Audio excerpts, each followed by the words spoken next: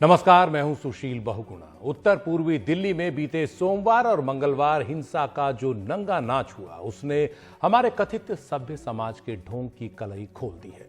हिंसा और मारकाट डालने की ये भावना एकाएक पैदा नहीं हुई, इसकी भूमिका बहुत पहले से तैयार की जा रही थी। लगातार हिंसा में शामिल लोगों के रहने खाने के ठिकानों पर नहीं, उनके दिमागों में कभी जाति, कभी धर्म के नाम पर हिंसा की ये भावना धीरे धीरे भरी जाती रही, कूट कूट कर भरी गई और इस हफ्ते उसमें उबाल आ ही गया।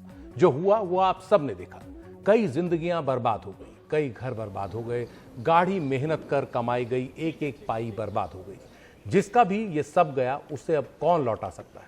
पैसे तो कहीं से लौट भी आए, जिंदगियां कहां से कोई लौटाएगा? लोगों के घरों के जो चिराग इस आग में बुझ गए, उन्हें कौन लौटाएगा? इस हिंसा में जो भी शामिल थे वो अब कहीं तो होंगे बैठे हुए। क्या सोच रहे होंगे? क्या किसी को पश्चाताप हो रहा होगा? क्या कोई खुद सामने आकर कहेगा कि उसका दिमाग फिर गया था, उससे गलती हो गई?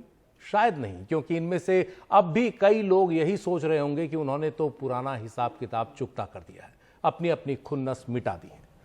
क्या पता कानून कभी उनमें से कुछ तक पहुंच भी जाए। वैसे तो जो बदहाली और बदइंतजामी इस बार दिल्ली की कानून व्यवस्था की दिखी, उसमें लगता नहीं कि ऐसे हत्यारों, दंगाइयों का कुछ खास बिगड़ पाएगा। हालांकि दिल्ली पुलिस का जो बिगड़ गया है वो तो जल्दी अब लौटता दिख नहीं रहा।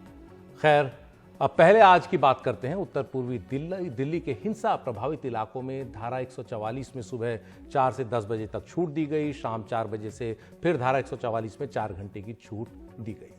इस बीच दिल्ली के उपराज्यपाल अनिल बैजल ने वरिष्ठ पुलिस अधिकारियों के साथ जाफराबाद, मौजपुर और गोकुलपुरी के हिंसा प्रभावित इलाकों का जायजा लिया। उनके अलावा दिल्ली पुलिस के एडिशनल कमिश्नर ओपी मिश्रा भी आज अपनी टीम के साथ हिंसा प्रभावित इलाकों में घूमे, लोगों से शांति बनाए रखने की अपील की। कल स्पेशल कमिश्नर एसएन श्रीवास्तव ने भी ऐसे ही दौरे कुछ इलाकों में किए थे। पुलिस ने करदमपुरी और कबीर नगर में कई मस्जिदों के इमाम और मौलवियों से मुलाकात की। कई जगह अमन कमेटी के लोगों को भरोसे में लिया। हिंसा प्रभावित इलाकों में अब 7,000 से ज्यादा दिल्ली पुलिस और केंद्रीय पुलिस बलों के जवान तैनात हैं। स्पेशल सीपी की निगरानी में 3 special CP, 6 joint CP, 1 additional CP को सुरक्षा में तैनात किया गया है। 22 डीसीपी, 20 एसीपी, 60 इंस्पेक्टर इन अधिकारियों के साथ तैनात किए गए हैं। केंद्रीय पुलिस बलों की 60 कंपनियों को भी तैनात किया गया है। पुलिस का कहना है कि शुक्रवार को हिंसा की कोई भी कॉल पुलिस के पास नहीं आई और हालात अब सामान्य हो रहे हैं, जबकि इससे पहले के 4 दिन में कम से कम 13,000 कॉल्स पुलिस को आई थी। 24 और 25 फरवरी को तो सबसे ज्यादा। पुलिस पर आरोप है कि उसने समय पर रिस्पांस नहीं दिया, कहीं गई तो बहुत देरी से, पहुंची भी तो मूक दर्शक बनी रही। खैर, अब पुलिस बता रही है कि उसने कानून व्यवस्था संभालने के साथ ही हिंसा के लिए जिम्मेदार लोगों के खिलाफ कार्रवाई भी तेज कर दी है। अभी जैसे जैसे हमारी इन्वेस्टिगेशन आगे चल रही है, अभी तक हमने 123 एफआईआर दर्ज कर चुके हैं और 630 के करीब जो है पर्सन्स जहाँ तो अरेस्ट कर चुके हैं, जहाँ डिटेन कर चुके हैं। और हम जो पब्लिक को है उसको रीश्योरेंस दे रहे हैं। अमन कमेटीज की मीटिंग है, जो अब हम 400 के आसपास हमारी अमन कमेटीज की मीटिंग हो चुकी है, पूरी दिल्ली में हो चुकी है, इस एरिया में हो चुकी है। इसमें तमाम जो एरिया के रिस्पेक्टेबल्स हैं, एमडब्ल्यूज हैं, आरडब्ल्यूज हैं, पोलिटिकल पार्टीज के रिप्रेजेंटेटिव्स हैं, उनको रोपन किया है। और इसके साथ साथ अभी जैसे जैसे हमारी इन्वेस्टिगेशन आगे चल रही है, अभी हमने देखा है कि इंटरनेट पे और सोशल मीडिया पे काफी जो फेक वीडियोज हैं, हेट्रेड वीडियोज हैं, वो सर्कुलेट हो रही हैं। आपके माध्यम से मैं फिर एक बार तमाम जो पब्लिक है उसको अपील भी करना चाहूंगा, एक चेतावनी भी देना चाहूंगा कि जो ऐसी वीडियोज हैं जिससे कि मान लीजिए एनमिटी बिटवीन द रिलीजन्स और कास्ट होती है, उसको सर्कुलेट ना करें। उत्तर पूर्वी दिल्ली के हिंसा प्रभावित इलाकों में जिंदगी धीरे धीरे लंगड़ाते हुए पटरी पर लौट तो रही है, लेकिन डर लोगों के दिलों में गहरा बैठ गया है। लोग अपने काम पर जाने तो लगे हैं, लेकिन जब भी वो घर से निकलते हैं तो घर वालों का दिल बैठा जाता है कि शाम को सुरक्षित लौटेंगे या नहीं। बीते दिनों हुई हिंसा का यही सबसे बड़ा हासिल है। ये डर, ये दहशत जो अब जाते जाते ही जाएगी। जाने कितने साल इस दहशत को खत्म होने में लग जाए। दोनों समुदायों के बीच विश्वास का जो धागा टूटा, वो जुड़ भी गया तो उसकी गांठ कैसे हटेगी? हमारे सहयोगी सौरभ शुक्ला ब्रिजपुरी इलाके में ये देखने निकले कि जो लोग 4 दिन बाद अब कामकाज के सिलसिले में घरों से बाहर निकले हैं, उनके दिल और दिमाग में क्या चल रहा है। दंगे खत्म हो गए हैं और अब 4 दिनों बाद उत्तर पूर्वी दिल्ली में जिंदगी वापस पटरी पर लौटने लगी है। सड़कों पर चहल पहल है और पुलिस की भारी मौजूदगी के बीच लोग अपने घरों से निकले हैं और अब वो अपने दफ्तरों पर और काम पर जाने लगे हैं। दहशत के वो 4 दिन। आज स्थिति नियंत्रण में आप लोग काम पर जा रहे हैं? हाँ जी सर, मैं काम पे जा रहा हूँ सर। अब काफी ठीक माहौल है। 4 दिन बाद आज घर से निकल पाए हम।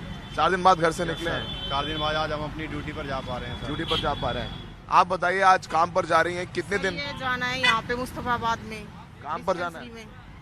4 दिन नहीं गई काम पे, घर से निकल? 4 दिन से बंद पड़ा है सर सब कुछ, और आज भी बंद है, कर्फ्यू लगा हुआ है। तो आज लग रहा है थोड़ा सुरक्षित महसूस हो रहा है आज? सर मैं आई हूँ आज 4 दिन में, मेरे को तो कहीं ना सुरक्षित लग रहा है। अंदर ही नहीं जाने दे रहे तो कहाँ से? डर लग रहा है? लग ही रहा है सर। आपको डर लग रहा है? आज काम पर जा रहे हैं? जी हाँ। लग रहा है चीजें बेहतर हुई हैं? आज बेहतर है। आज हाँ? बहुत बेहतर है आज पहले से। बहुत बेहतर है। अब ये देखिए तस्वीरें हैं यहाँ पर, ऑटो में तमाम लोग देखिए यहाँ पर खड़े होने लगे हैं। सुरक्षित महसूस हो रहा है आज निकले हैं घर से बाहर? सुरक्षित महसूस हो रहा है घर से बाहर निकले? ठीक है। हाँ ठीक है माहौल। तो ये तमाम लोग हैं जो अपने काम पर जा रहे हैं। 4 दिन बाद जैसे बता रहे हैं कि घरों में बंद थे, आज निकले हैं। पुलिस यहाँ पर है, लेकिन जिंदगी चलती रहनी चाहिए, काम सबको करना है, रोजी रोटी सबको चलाना है और यही वजह है कि अब दंगे रुके हैं और यहाँ पर लोग भारी पुलिस बल की तैनाती में निकल कर अपने कामों पर जा रहे हैं। और जिन सड़कों पर 2 दिन पहले दंगाई थे, अब वहाँ पर पुलिस है और जो तमाम पब्लिक व्हीकल्स हैं, बसें हैं, ऑटो हैं, रिक्शे हैं, वो चल रहे हैं और लोग अपने काम पर निकल रहे हैं।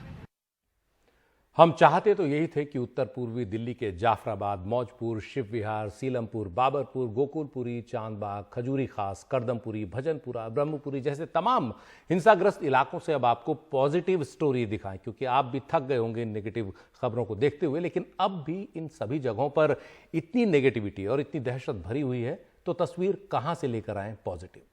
जहां भी हमारे रिपोर्टर जा रहे हैं, वहां पता चल रहा है कि दोनों ही समुदायों के सबसे बेलगाम, सबसे हिंसक और सिरफिरे लोगों ने अपनी छाप इतनी गहरी छोड़ी है कि उसे बताते बताते कई कार्यक्रम निकल जाएं।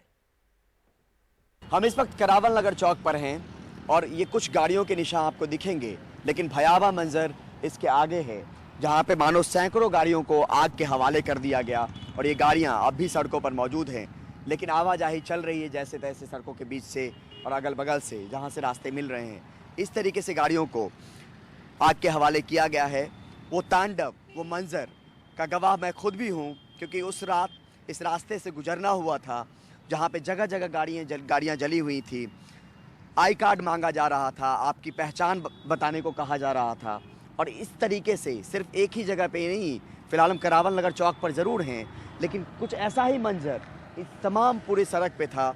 और आज भी यहाँ पर देखिए कि यहाँ पर भी कम से कम अच्छी खासी तादाद जो है गाड़ियों की, जो यहाँ से गुजर रहे लोग थे, जो हिंसा के शिकार हुए, जो लोग यहाँ पर लाठी डंडे रॉड लिए हुए खड़े थे, जो आगजनी को अंजाम दे रहे थे, उन्होंने इसको अंजाम दिया है। और किस तरीके से अंजाम दिया है, वो भयावह मंजर अब भी यहाँ पर बरकरार है। वो तस्वीर यहाँ पे अब भी डराती है। हिंसा करने वालों के सिर पर जब खून सवार होता होगा तो उनकी आंखें बंद हो जाती होंगी, उनका दिमाग काम करना बंद कर देता होगा। उन्हें शायद कुछ नहीं दिखता कि वो कर क्या रहे हैं। दिल्ली का शिव विहार इलाका ऐसे ही दंगाइयों की करतूत का नतीजा भुगत रहा है। यहां कई घर जला दिए गए, 2 स्कूलों को आग के हवाले कर दिया गया। सौरभ शुक्ला पहुंचे इन स्कूलों में। 10वीं तक के इस private DRP convent senior secondary school में 1000 से ज्यादा बच्चे पढ़ते हैं। दंगाइयों ने ये स्कूल ही नहीं जलाया, यहां पढ़ने वाले बच्चों के भविष्य के साथ बड़ा खिलवाड़ किया। ये दंगाई बगल की एक ऊंची इमारत से रस्सियों के सहारे स्कूल में उतरे और फिर क्लासरूम्स में आग लगा दी, ब्लैक बोर्ड जला दिए, स्कूल के फर्नीचर को एक जगह जमा कर आग लगाने की कोशिश की, आग लगा भी दी। स्कूल के मालिक धर्मेश शर्मा ने बताया कि पुलिस 2 दिन बाद इस जगह पहुंची है। फायर ब्रिगेड तो पहुंच ही नहीं पाई, इसलिए आग ने जब सब जला दिया तब वो अपने आप ही बुझी। ये जो तस्वीर आप देख रहे हैं, जला हुआ कमरा, ये एक क्लासरूम है जिसे दंगाइयों ने जलाकर राख कर दिया है। यहाँ पर सोमवार तक क्लासेस होती थी और यहाँ पर बच्चे पढ़ाई करते थे। और ये जो तस्वीरें आप जिस दीवार से देख रहे हैं, इस दीवार के पीछे ब्लैक बोर्ड है और ये तस्वीरों में देखिए इस ब्लैक बोर्ड को तोड़ा गया है और आप ब्लैक बोर्ड में देख सकते हैं छोटे बच्चों की क्लास है, नर्सरी की ABC पढ़ाई जा रही है और उस पूरे ब्लैक बोर्ड को तोड़ दिया गया है। और ये दिल्ली का शिव विहार इलाका है जहां पर सबसे ज्यादा तबाही हुई और जहां पर अब तक जो है बहुत ज्यादा पुलिस भी तकरीबन कहा जाए तो बुधवार रात और गुरुवार सुबह यानी कल सुबह पहुंची। और आप देखिए ये पूरा का पूरा स्कूल जलाकर राख कर दिया है। ये बच्चों की क्लास है, ब्लैक बोर्ड तोड़े गए हैं, उसके बाद जो पूरा स्कूल है उसको लूटा गया है और जलाकर राख कर दिया गया है। पूरी सारी जितने भी बेंचेस थी बच्चों के पढ़ने वाली उसको यहाँ पर इकट्ठा किया गया, जलाने की कोशिश की गई। और एक तस्वीर जो सबसे ज्यादा परेशान कर देने वाली है और अचरज में डाल देने वाली है वो तस्वीर ये है। यहाँ जो दंगाई आए वो पहले उस इमारत में चढ़े और वहां से रस्सी लगा करके वो नीचे उतरे हैं और उसके बाद यहाँ पर पहुंचे हैं और इन्होंने तोड़फोड़ और आगजनी की। और रस्सी देखिए आप, कितने मोटे रस्से जो हैं अब भी लगे हुए हैं। आप समझ सकते हैं कि किस तरीके से सुनियोजित तरीके से दंगों को अंजाम दिया गया है। यहाँ पर हमारे स्कूल के ओनर हैं, उनसे बात करते हैं। कब आपके यहाँ पर ये तोड़फोड़ और ये पूरा आगजनी की गई है? 24 फरवरी को मेरे यहाँ पे आगजनी, पहले स्कूल लूटा गया और उसके बाद में आगजनी करी गई 2 से 3 बजे के आसपास। 2 से 3 बजे। दूसरे में बच्चे थे स्कूल के? नहीं, बच्चे और हम लोग सब लोग छुट्टी करके स्कूल का गेट बंद करके निकल गए थे। गेट में स्कूल में खाली गार्ड्स थे, गार्ड्स को पब्लिक ने मार पीट के भगा दिया गया। तो यहाँ पर ये जो सारी बेंच ये पीछे दिखा रहे हैं, ये सारी बेंचेस ये उन लोगों ने निकाली थी? एग्जैक्टली, ये उन्हीं लोगों ने निकाल के और पूरे स्कूल का फर्नीचर जला दिया गया, पूरे क्लासरूम्स जलाए, लाइब्रेरी जलाई, कंप्यूटर लैब्स जलाई, सब कुछ जला दिया गया। तो यहाँ पर पुलिस, आप लोगों ने PCR कॉल किया, पुलिस नहीं पहुंच पाई? नहीं, पुलिस को पहुंचने नहीं दिया गया। ये दंगाई इतना ज्यादा हावी था कि पुलिस यहाँ तक, फोर्स यहाँ तक नहीं पहुंच पाई किसी भी हालत। और फिर पुलिस और ये फायर ब्रिगेड कब तक पहुंचे यहाँ पे? फायर ब्रिगेड मेरे यहाँ पे नेक्स्ट डे भी नहीं आ पाई। आप देख सकते हैं कहीं मेरे यहाँ पानी नहीं है गिरा हुआ, अपने आप ही आग बुझी है। शिव विहार में इसी स्कूल के बगल में एक और स्कूल है, राजधानी स्कूल। DRP स्कूल का मालिक हिंदू था तो राजधानी स्कूल का मालिक मुस्लिम है। ये है फैजल फारूकी। दंगाइयों का कोई धर्म नहीं होता, ये यहाँ पता लगता है। इन्होंने इस स्कूल को भी नहीं छोड़ा। यहाँ भी कंप्यूटर लैब, क्लासरूम, फर्नीचर सब बर्बाद कर दिया, किताबें फाड़ दी। इस स्कूल में 1300 बच्चे पढ़ते हैं जिनमें सभी धर्मों के, निम्न मध्यम वर्ग के, गरीब वर्ग के बच्चे हैं। 1990 से ये स्कूल चल रहा है, 30वां साल था और 30वें साल में स्कूल का जो हाल हुआ उसके बाद इसे फिर से नए सिरे से ही खड़ा करना पड़ेगा। इस स्कूल के सिक्योरिटी गार्ड ने बड़ी मुश्किल से 2 दिन छुपकर अपनी जान बचाई। उससे बात की हमारे सहयोगी सौरभ शुक्ला ने। हमने आपको एक स्कूल दिखाया, DRP पब्लिक स्कूल, जिसको दंगाइयों ने जलाकर राख कर दिया। उसके बगल में एक और स्कूल है, राजधानी पब्लिक स्कूल। इन दोनों स्कूलों को दंगाइयों ने तोड़ा, जलाया और लगभग 24 घंटे तक अपने आतंक का लॉन्च पैड बनाकर रखा। और यहाँ तक कि बच्चों की कुर्सियाँ, किताबें, टेबल सब कुछ तोड़ फोड़ के राख कर दिया। हमने वो स्कूल आपको DRP स्कूल की तस्वीरें दिखाई। ये स्कूल है राजधानी पब्लिक स्कूल, जिसको तोड़ा गया है और यहाँ पर लगभग 24 घंटे से ज्यादा यहाँ पर जो है दंगाई यहाँ पर रहे और उन्होंने यहाँ से पत्थरबाजी की, गुलेल लगाई, पेट्रोल बम फेंके। और ये देखिए सारा जो रिकॉर्ड है ऑफिस का उसको तोड़ा गया और देखिए बिल्डिंग तक जला दी गई है, पूरी फर्नीचर तोड़ा गया है। यहाँ पर काम करने वाले कुछ लोग हैं, ये बताइए। सिक्योरिटी गार्ड हैं आप, यहाँ पर थे उस रोज? ठीक सर, हैं थे। क्या हुआ था वहाँ? यहाँ कम से कम 500 पब्लिक आ गई थी इकट्ठी। हाँ, जान बचानी भारी पड़ गई थी। हाँ, बंद हो गई थी, हम कमरे में 60 घंटे तक बंद रहे थे। तो यहाँ पर पूरा स्कूल में 24 घंटे तक दंगाई रहे? पूरा दंगाई रही, 24 घंटे तक कब्जा लिया था पूरा स्कूल। पूरा स्कूल कब्जे अपने कब्जे में ले रखा था। बिल्कुल। आपका नाम क्या है? मनोज नाम है सर। मनोज, तो आपने बंद रखा यहाँ पर अपने आप को? अपने आप बंद रहे, सब भाग गए थे, दूसरे कमरे में बंद रहे हम। बंद रहे? हाँ। पुलिस नहीं आई यहाँ पर? कोई प्रशासन नहीं, कोई पुलिस नहीं। जब मैं 60 घंटे बंद रहने के बाद फोर्स से मैंने रिक्वेस्ट करी कि सर प्लीज मैं फंसा हुआ हूँ, ये लेके आए हमें यहाँ पे। ये यहाँ के गार्ड हैं, बीवी बच्चे हमारे साथ में थे। पुलिस कितने दिन बाद आई? 1 दिन बाद? 2 दिन बाद आई है पुलिस। 2 दिन बाद आई? 2 दिन बाद आई पुलिस। बिल्कुल कोई नहीं था, कोई प्रशासन नहीं थे यहाँ पे। इतना बुरा हाल हो गया था कि हमने सोचा भी नहीं कि कभी ऐसी हमारे पे बीतेगी और ऐसा होगा करके। पूरे स्कूलों को तहल पहल कर दिया है। बच्चों का भविष्य तक नहीं देखा किसी ने कि बच्चों का भविष्य कैसे चल रहा है। बच्चों का भविष्य चल रहा था, इससे बच्चे पढ़ तो रहे, किसी ने नहीं सोचा कि बच्चे कैसे पढ़ेंगे, क्या होगा करके। ये मनोज बता रहे हैं कि उस रोज क्या देखा। ये सोमवार की बात? सोमवार की बात है सर। और पुलिस यहाँ बुधवार को पहुंची है? बुधवार को पहुंची है सर। आपने देखा स्कूल के चौकीदार को खुद कितने परेशान हैं, बच्चों के भविष्य के साथ खिलवाड़ और इस तरह स्कूल में आगजनी। पुलिस यहां 2 दिन बाद पहुंची, दंगाई कहां से मिलते सब जला के जा चुके थे। इस इलाके में अब रैपिड एक्शन फोर्स की कई टुकड़ियां पहुंच गई हैं। आज इस इलाके में जहां तहां पड़े ईंट पत्थरों को उठाने के लिए पुलिस को जेसीबी जैसी हैवी अर्थ मूवर मशीनों को लेकर आना पड़ा। बोरियों में यहां पत्थर जमा करके रखे गए थे, एक दूसरे पर फेंकने के लिए, पत्थरबाजी के लिए, हिंसा के लिए। इन्हें ले जाने के लिए ट्रक मंगाने पड़े। सड़कों पर जली हुई गाड़ियां नजर आ रही हैं। एक जगह तो पूरी पार्किंग को आग लगा दी गई। आप देख सकते हैं पूरी पार्किंग, हर गाड़ी पूरी तरह से जली हुई है। कितना भयानक नुकसान लोगों का यहां हुआ है। इस हिंसा में कई जगह पुलिस की भूमिका भी शर्मसार करने वाली रही, बल्कि हिंसा से पहले ही पुलिस के रवैये पर सवाल खड़े होने शुरू हो गए थे। हिंसा प्रभावित चांदबाग इलाके की रुबीना बानो 3 माह की गर्भवती हैं। सोमवार को जब धरना स्थल पर थीं तो 3 पुलिस वालों ने उन्हें किस दर्दनाक तरीके से पीटा, आप खुद रुबीना की जुबानी सुनिए। दंगे के दर्द की एक और तस्वीर आप तक हम पहुंचा रहे हैं, जिसमें हमारे साथ रुबीना हैं। उठ नहीं सकती, फिलहाल बेड पे हैं। चांदबाग में रहती हैं। प्रोटेस्ट साइट पर सोमवार को थी, जहां पे सीएए को लेकर लंबे समय से प्रोटेस्ट चल रहा था, विरोध चल रहा था।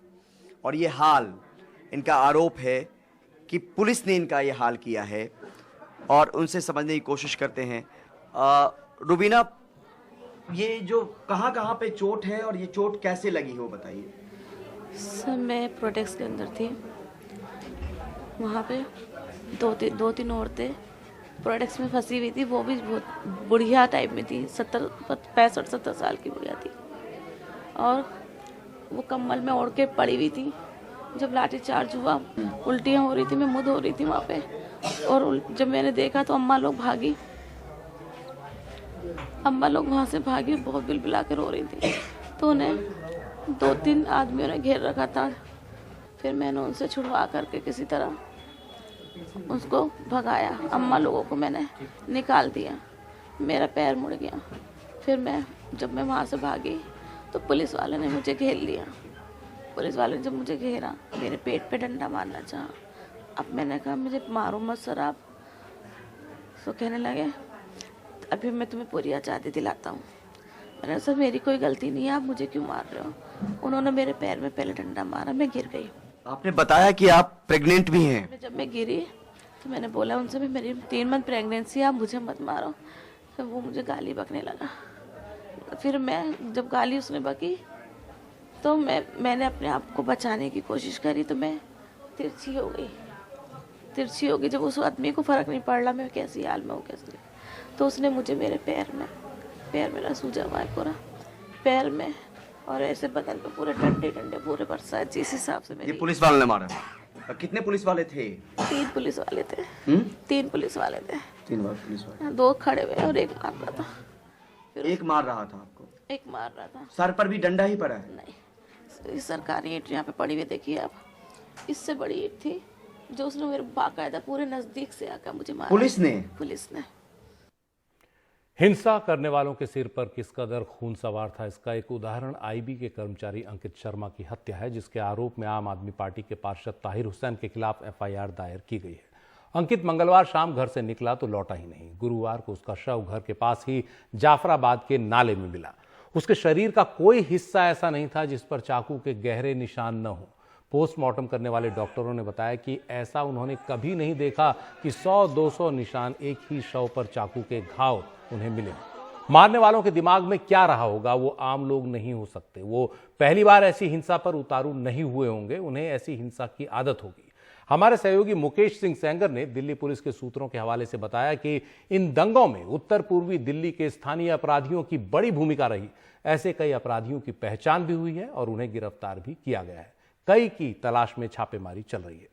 दिल्ली हिंसा में पहले दिन जिस शख्स शाहरुख की पिस्तौल चलाते हुए तस्वीरें वायरल हुई थी, वो अभी तक पुलिस के हाथ नहीं लगा है। उसका कोई आपराधिक रिकॉर्ड तो नहीं मिला पुलिस को, लेकिन उसका पिता ड्रग्स का धंधा करता है और उस पर कई केस दर्ज हैं। हाल ही में वो जमानत पर बाहर आया है। हिंसा में घायल या मारे गए कम से कम 80 लोगों के शरीर पर गोलियों के निशान हैं। हिंसा में अवैध हथियारों का जमकर इस्तेमाल हुआ।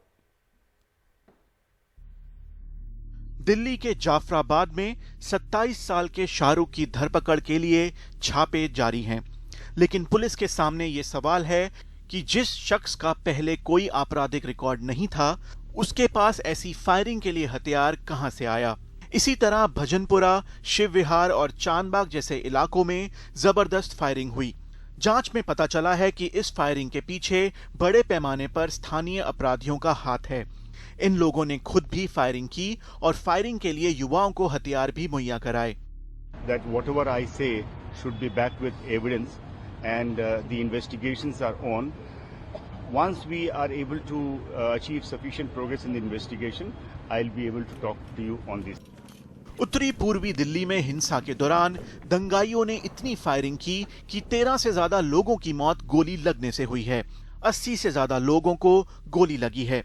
हेड कांस्टेबल रतनलाल की मौत भी गोली लगने से हुई। जो 500 लोग पकड़े गए हैं, उनमें कई अपराधी हैं। इनके ठिकानों से बड़े पैमाने पर अवैध हथियार और कारतूस बरामद हो रहे हैं। हिंसा वाली जगहों से भी भारी मात्रा में खाली कारतूस मिले हैं। हिंसा को लेकर दिल्ली पुलिस ने अब तक 100 से ज्यादा केस दर्ज किए हैं। अब तक हम 100 से ज्यादा केसेस जो राइट्स, मर्डर्स के केस हमने रजिस्टर कर लिया है। मैं किसी एक केस के बारे में नहीं बात करूंगा, लेकिन हमारा प्रयास है कि हर कोई जो कल्प्रिट रहा है और किसी ने इस राइट्स में भाग लिया है, उसको हम कानूनी सजा दिलवाएं। वहीं पीसीआर कॉल के रिकॉर्ड से पता चलता है कि हिंसा के दिनों में लोग किस तरह पुलिस की मदद मांग रहे थे। सूत्रों के मुताबिक उत्तर पूर्वी दिल्ली में 23 फरवरी को मदद के लिए करीब 700 पीसीआर कॉल आईं। 24 फरवरी को करीब 3500 पीसीआर कॉल हुई। 25 तारीख को करीब 7500 पीसीआर कॉल हुई और 26 तारीख को 1500 से ज्यादा पीसीआर कॉल आईं। हालांकि बहुत कम लोगों तक ही मदद पहुंच पाई। पुलिस अब व्हाट्सएप ग्रुप्स, मोबाइल के कॉल रिकॉर्ड्स और सोशल मीडिया की स्कैनिंग कर रही है। उत्तर पूर्वी दिल्ली एशिया की सबसे घनी आबादी वाला इलाका है और यहाँ पर अपराध दर भी ज़्यादा है। ऐसे में पुलिस इस दंगे में अपराधियों की सबसे बड़ी भूमिका मान रही है और अपराधियों की धरपकड़ जारी है। नई दिल्ली से मुकेश सिंह, एनडीटीवी इंडिया। दिल्ली में हुई इस हिंसा का पूरा दबाव आया पूर्वी दिल्ली के सबसे बड़े गुरु तेग बहादुर अस्पताल पर, जहां लगातार एम्बुलेंस और गाड़ियां घायलों और मृतकों को लेकर आती रहीं। अस्पताल में बीते 5 दिनों से रोने बिलखने की ही तस्वीरें आ रही हैं। घायलों और मृतकों के दोस्त और रिश्तेदारों का यहां जमघट लगा है। मॉर्चुरी यानी शव गृह में कई लोग अपनों के शव लेने पहुंचे हैं, लेकिन पोस्टमार्टम से पहले शव मिलेंगे नहीं। बीते 4 दिन में यहां सिर्फ 13 पोस्टमार्टम ही आज दिन तक हो पाए थे। हमारे सहयोगी रवीश रंजन शुक्ला ने जीटीबी अस्पताल में मौजूद मृतकों के परिजनों से बात की, ये पता करने की कोशिश की कि कितना समय लगेगा उन्हें अपने परिजनों के शव मिलने में, क्या तकलीफ उनको आ रही है। एक उम्मीद की किरण ये सारे लोग हैं जो कि सामाजिक कार्यकर्ता हैं। इसमें हसन साहब हैं, इसमें आर गौतम साहब हैं, इसमें हाजी साहब हैं। ये सारे लोग जो है वो यहाँ पर जो डेड बॉडी लेने के लिए लोग आए हुए हैं, उनके परिजनों को पानी पिला रहे हैं, चाय पिला रहे हैं, नाश्ता यहाँ पर इंतजाम कर रहे हैं और खाने का इंतजाम कर रहे हैं। अब हम हसन सर से समझेंगे कि आखिर डेड बॉडी लेने में इतनी कागजी औपचारिकताएं हैं कि आदमी को 3-3 दिन सर हो जाता है। अभी क्या अपडेट है आपके पास में? सर इसमें यह है, कल हम लोगों ने एक्चुअल में यहाँ आईओ नहीं आ रहे, जिसकी वजह से डिले हो रहा है। हाँ। और एक प्रोसीजरल डिले था। हाँ। वो ये था कि जब आईओ रिपोर्ट देगा रिटर्न रिक्वेस्ट, तब सेक्रेटरीट से सचिवालय से बोर्ड बनेगा पोस्टमार्टम के लिए। हमने कल यहाँ जो लोकल विधायक है श्री रामनिवास गोयल जी स्पीकर हैं और गौतम जी जो मंत्री हैं, उन लोगों से हम मिले और उन लोगों से हमने कहा इस प्रोसीजर को थोड़ा सा सिंप्लीफाई कराइए। तो उन लोगों ने कल ये कराया कि पावर जो वहाँ थी सचिवालय में, वो एमएस को डेलीगेट कर दी है। अच्छा। और MS is authorised to constitute the board. अच्छा। तो उससे थोड़ी आसानी हुई है। और तो कल अब हम माने सर कि अभी तक केवल 13 पोस्टमार्टम हुए हैं इन 4 दिनों में, तो हम माने कि थोड़ा तेजी आएगी पोस्टमार्टम? नहीं, तेजी आएगी, लेकिन डिपेंड करता है आईओ के ऊपर। जब तक आईओ नहीं आएगा तब तक पोस्टमार्टम नहीं होगा।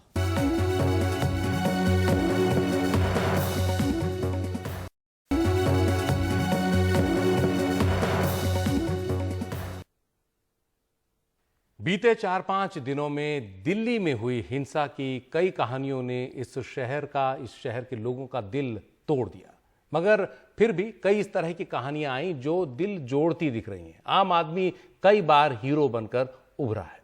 आज भी हमारे मोहल्ले में वो हिंदू मौजूद हैं और उन्हें कोई इतनी सी आंच नहीं आई है। आज भी वो ऐसे ही जैसे हमारे पहले रहते थे, आज भी वो हमारे साथ ऐसे ही रह रहे हैं। मेरे मामू का देवता मर गया इसमें नवासा।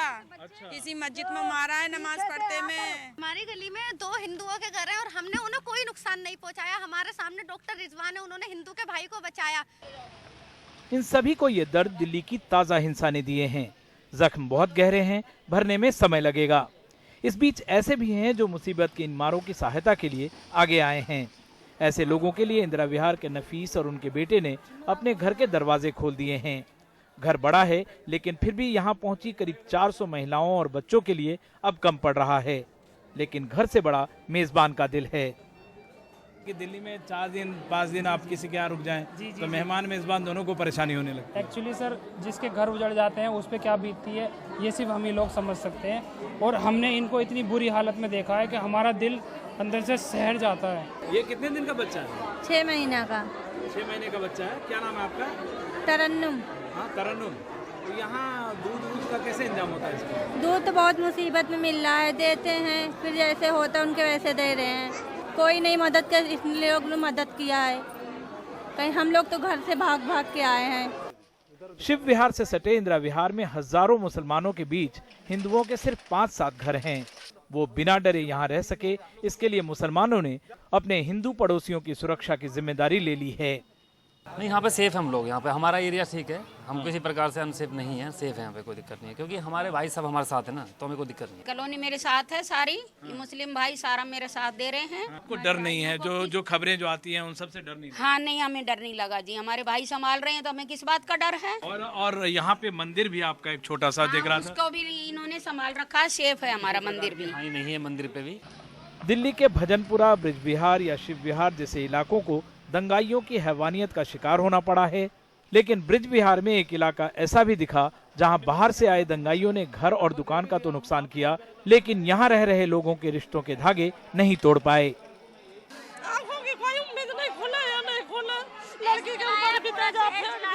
क्या करते थे आपके हस्बैंड? हमारा इतनी बुरा हाल है, 3 दिन से इतनी डर डर के वहाँ 2 रातें गुजार के आए हैं। हमारे पड़ोसियों ने हमारी मदद करी है घर से निकलने। दिल्ली के दंगों ने हम सबका एक कुरूप पहलू सबके सामने जरूर लाया है, लेकिन इन सब के बीच मानवता की कई जोड़ने वाली कहानियां हैं जिन्होंने दिल्ली के वजूद को जिंदा रखा हुआ है। ऐसी ही कई कहानियां इस रेस्क्यू कैंप में भी देखने को मिल रही हैं। दिल्ली से विमल मोहन, NDTV इंडिया।